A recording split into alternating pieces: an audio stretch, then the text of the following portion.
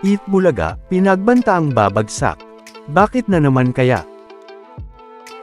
Masamang plano kay Maine nagpapatuloy.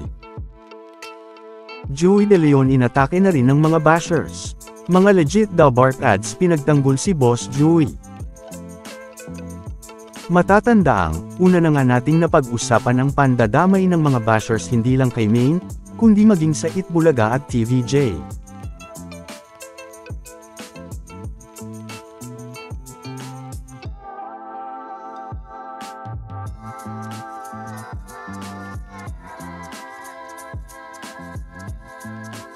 Pero, maging ang tahimik at masaya nga lang na social media accounts ng nag-iisang henyo Master Joey De Leon, ay inaatake na rin nga at idinadamay na rin nga ng mga bashers. Sa katunayan nga, ay sa official IG account ni Boss Joey, ay inaatake na rin ng mga bashers na ito. Na kung saan, ay habang masaya lang at good vibes ang ilang mga comments na mababasa sa mga post ni Boss Joey, gaya ng mga ito.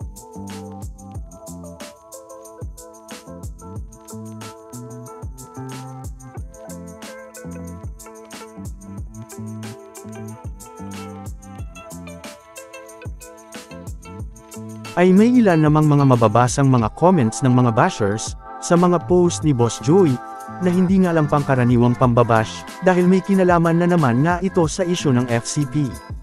Na kung saan ay mababasa nga dito, ang pandadamay ng mga basher sa mga asawa ng TVJ, kay Maine, at ganun na rin nga mismo sa TVJ.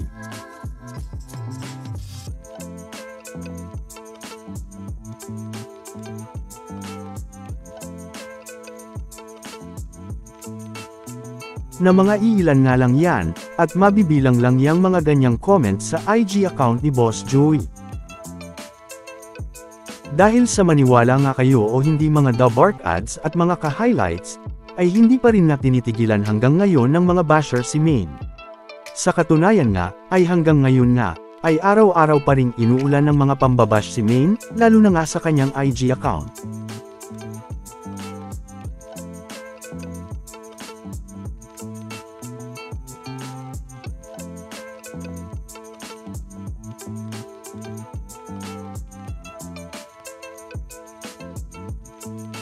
Na kung saan nga, ay tila mas nadagdagan pa nga ang mga pambabash na ito kay Maine, ganun na rin nga ang mga masamang plano na ito kay Maine.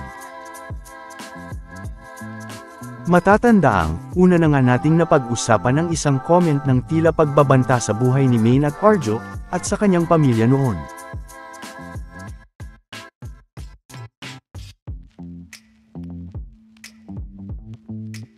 Pero, wala man tayong mga nakitang bagong pagbabanta sa buhay ni Maine at sa kanyang pamilya sa kanyang IG, ay may bago namang mga comments na tila masamang plano naman sa kanya ngayon.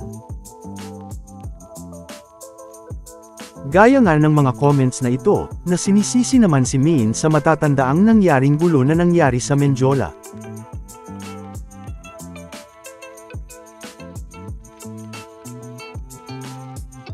At ganun na rin nga, ang pagbabanta ng pag-boycott sa ilang McDo branches ni Maine.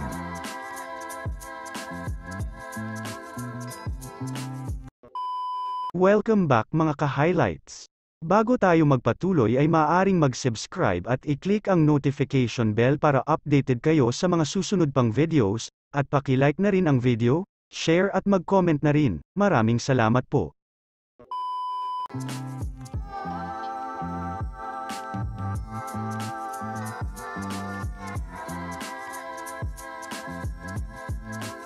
Na makikita ngang hanggang ngayon nga, ay kahit na nagpahinga na muna si Maine sa Eat Bulaga at sa social media, ay inuulan pa rin nga si Maine ng mga pambabash at pagbabanta.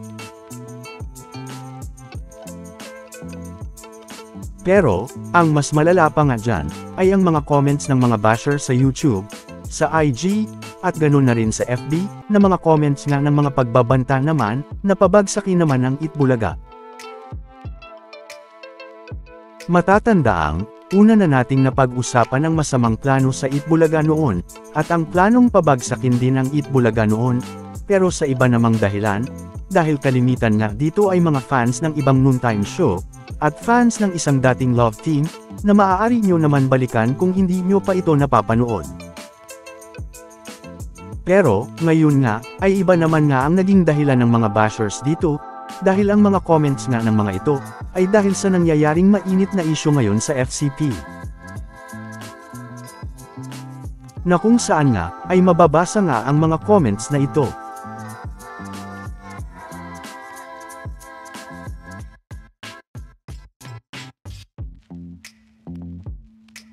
Pero, ang malaking tanong nga dito, ay bakit?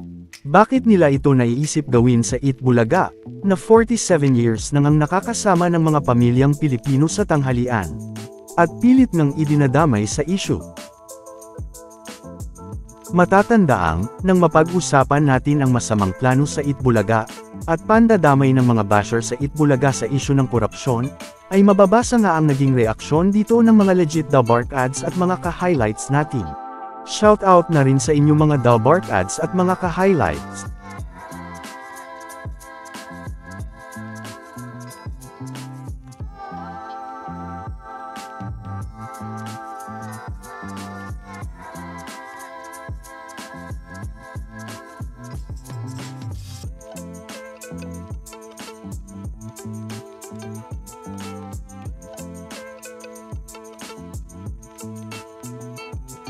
Na kahit sila nga, ay nagtataka din kung bakit dinadamay ng mga bashers ang Itbulaga sa issue na ito. Pero syempre, ay kahit sa ating channel, ay may ilan din namang mga comments gaya ng mga ito.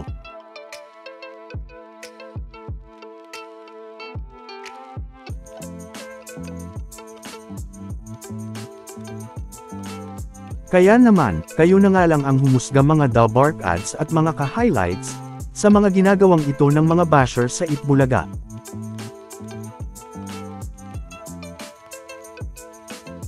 Lalo na nga, ang mga ginagawa nilang ito kay Maine.